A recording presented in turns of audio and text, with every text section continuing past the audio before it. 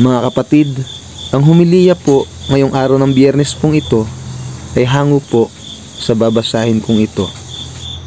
Marcos, Kapitulo 2, versikulo 1 hanggang 12.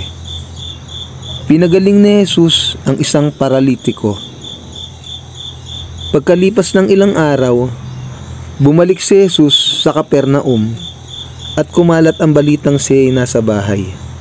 Nagkatipon doon ang napakaraming tao, kaya't halos wala nang mapwestuhan kahit sa labas ng pintuan. Habang nangangaral si Jesus, may dumating na 4 na taong may dalang isang paralitiko. Hindi nila mailapit ang paralitiko kay Jesus dahil sa dami ng tao, kaya't binakbak nila ang bubong sa tapat niya at ibinaba ang paralitikong nakaratay sa higaan.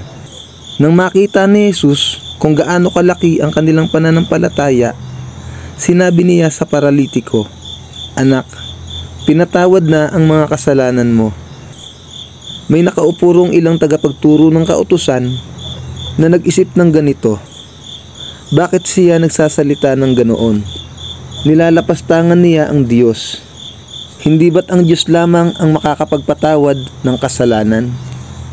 Alam ni Jesus ang kanilang iniisip, kaya't sinabi niya agad, "Bakit kayo nag-iisip ng ganyan? Alin ba ang mas madali?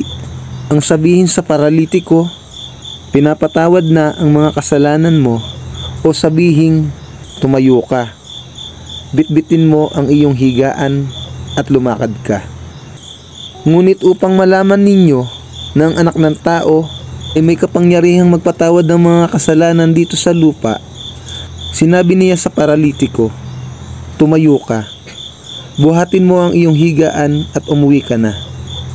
Tumayo nga ang paralitiko, kaagad nitong binuhat ang kanyang higaan at umalis, habang ang lahat naman ng naroroon ay namangha.